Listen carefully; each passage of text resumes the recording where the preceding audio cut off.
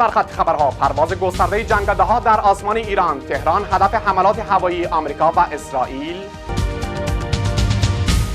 و در اخیر نشست اضطراری تیم امنیت ملی آمریکا در پی هدفگیری 2 جنگنده در ایران.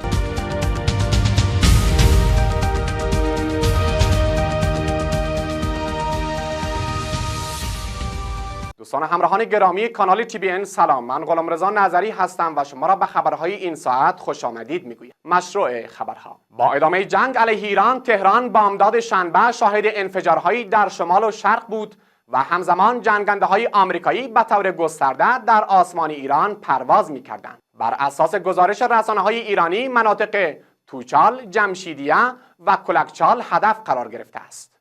رسانه‌های ایرانی گزارش دادند در پی حمله به مواضعی در کوههای شمال تهران انفجارهای رخ داد. این حملات به اهدافی در شهر آبادان در جنوب شرقی اهواز نیز گسترش یافت و همچنین انفجارهایی در استان آذربایجان غربی در شمال غربی ایران گزارش شد.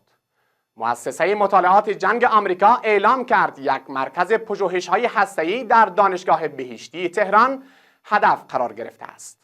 همچنین پایگاه دهم ارتش ایران در استان سیستان و بلوچستان، یک انبار مهمات و پایگاه سپاه پاسداران در اصفهان نیز هدف حملات قرار گرفت.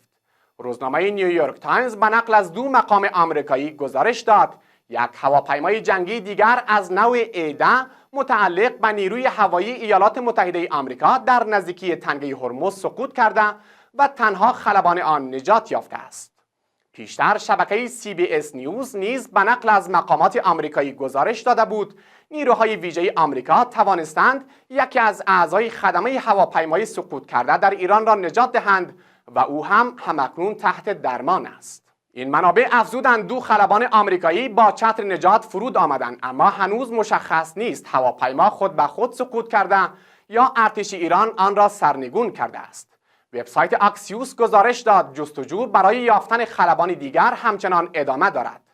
گزارش‌هایی نیز منتشر شده که ارتش اسرائیل برخی حملات در داخل جمهوری اسلامی ایران را برای جلوگیری از اختلال در عملیات جستجو و حمایت از نیروهای آمریکایی لغو کرده است. رسانه‌های آمریکایی اعلام کردند این جنگنده در نزدیکی جزیره خارک در جنوب غربی ایران سقوط کرده است. شبکه CBS گزارش داد ارتش آمریکا دارای نیروهای آموزش دیده‌ای به نام نیروهای نجات هوایی است که برای عملیات جستجو و نجات مانند این مورد به کار گرفته می‌شوند. خلبانان نیز آموزش‌های لازم برای بقا و مقابله با احتمال بازداشت را دیدند.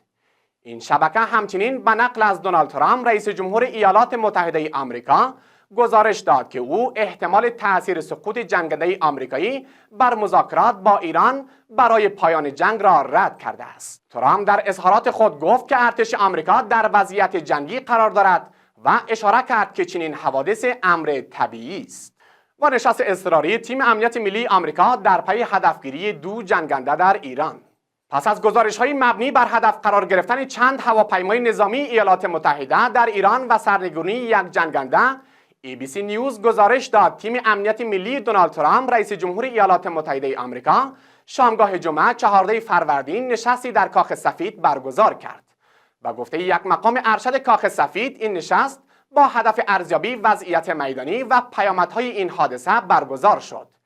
نگرانی‌ها درباره گسترش دامنه درگیری نظامی دو طرف به ویژه با ادامه عملیات‌های هوایی ایالات متحده آمریکا افزایش یافته است.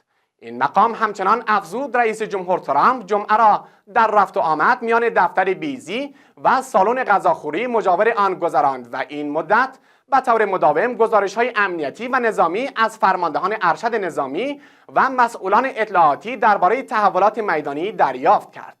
قرار است ترامپ در طول تعطیلات عید پاک در واشنگتن بماند که این موضوع نشان دهنده حساسیت وضعیت امنیتی کنونی و احتمال اتخاذ تصمیمات سریع نظامی یا سیاسی طی روزهای آینده است. ایران جمعه یک جنگنده آمریکایی F-15 را در جنوب غرب این کشور سرنگون کرد و نیروهای آمریکایی با اجرای عملیات نجات خدمه موفق شدند یکی از آنها را بازگردانند.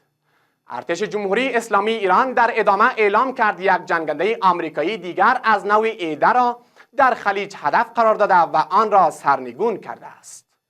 مدیون و مرهون تک تک شما خوبان هستم. خداوند یار و مددگارتان.